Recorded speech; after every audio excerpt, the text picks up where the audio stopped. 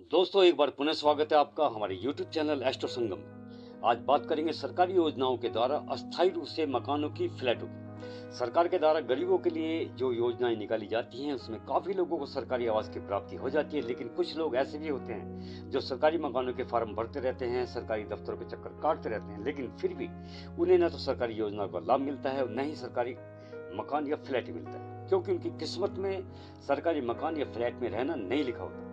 लेकिन जिनकी किस्मत में सरकारी आवास मिलना होता है वो थोड़ा सा प्रयास करने पर ही मिल जाता है। क्या आपकी किस्मत में भी है सरकारी आवास मिलना? आज इसी विषय पर चर्चा करते हैं। देखते हैं सरकारी विकास के मकान किन किन लोगों को मिलते हैं।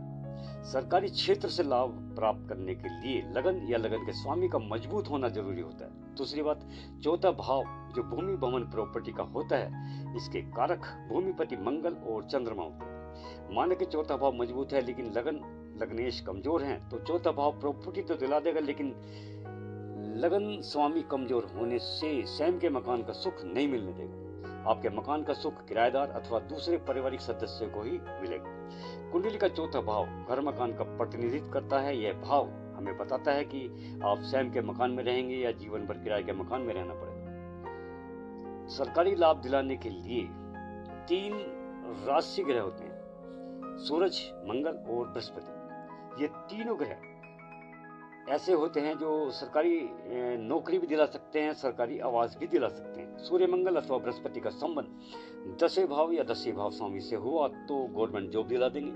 अगर शुभ स्थिति में है तो अगर ये तीनों ग्रह में से किसी एक का संबंध या दृष्टि चौथे भाव या चौथे भाव स्वामी पर हो तो सरकारी मकान या फ्लैट दिला देंगे।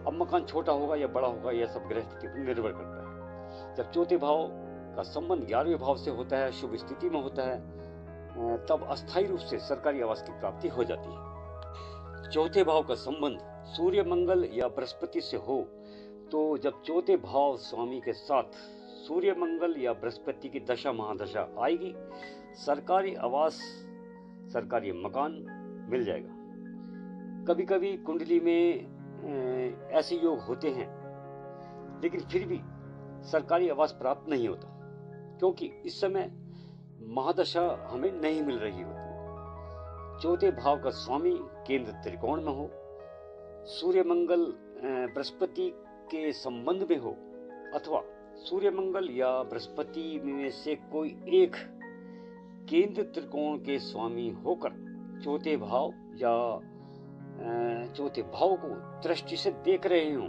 तब बहुत ही आसानी से सरकारी आवास की प्राप्ति हो जाती है।